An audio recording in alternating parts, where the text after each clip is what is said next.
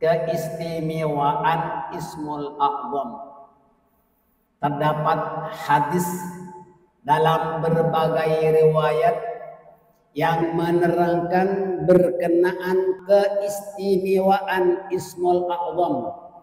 Di dalam surah Al-Hasyr ayat ke-22 hingga ayat ke-24 dan dalam surah Al-Baqarah ayat 255 yaitu ayat kursi dan surah Al-Hadid dari ayat 1 hingga ayat 3 itu banyak mengandungi Ismul A'zam, nama-nama Allah yang agung dan juga dalam Asmaul Husna. Saudara-saudara kalian, menurut Imam Al-Ghazali rahimahullahu ta'ala bahwa ayat kursi itu dinamakan Sayyidul Ayat.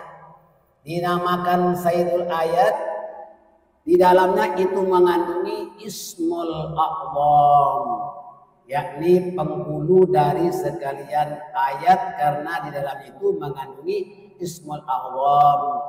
Dan Ismul Zat itu Allah, lam jalalah yaitu alif lam lam ha itu Ismul Zat, ya. Itu nama Allah, dan yang lain-lain Ar-Rahman, Ar-Rahim itu sifat-sifat Allah Subhanahu wa ta'ala.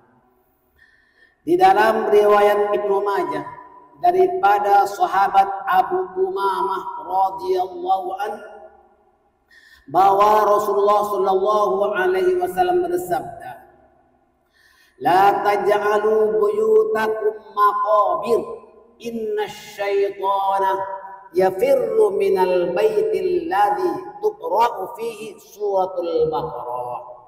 Nama Allah yang Maha Agung, yakni Ismul A'zam, itu janganlah kamu jadikan rumahmu sebagai kuburan. Sesungguhnya setan akan lari daripada rumah yang di dalamnya dibacakan surah Al-Baqarah. Maknanya begini, janganlah kamu jadikan rumahmu sebagai kuburan. Sesungguhnya setan itu akan lari daripada rumah yang di dalamnya dibacakan surah Al-Baqarah.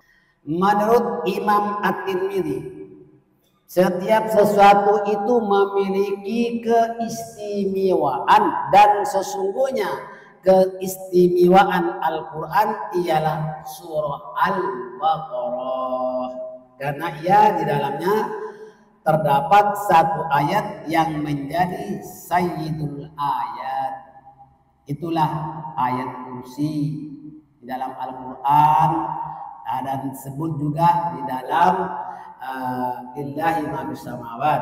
Kemudian jika ayat itu dibaca di dalam sebuah rumah, sedang di dalamnya itu ada setan, maka keluarlah setan itu dari rumahnya.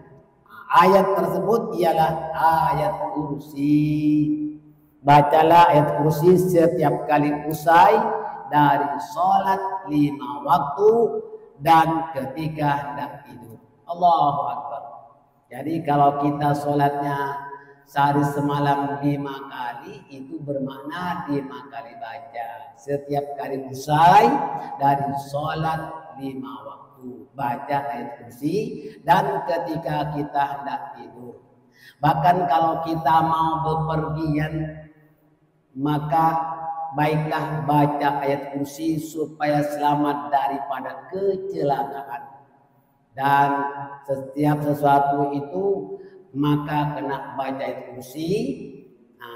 Kalau ada angin taufan, angin ribut, ada angin kencang sampai itu jendela tingkap berbunyi, baca ayat kursi.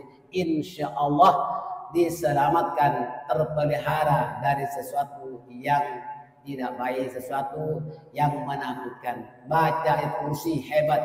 Kalau Anda mau pergi ke luar negeri misalnya, baca ayat kursi. Insya Allah Allah Ta'ala akan pelihara dari segala bencana dan segala kecelakaan. saudara-saudara kalian, amalkan ayat kursi. Ya, yang pertama setiap kali usai dari sholat lima waktu dan ketika hendak tidur dan ketika kita dalam perjalanan, insya Allah mudah-mudahan bermanfaat.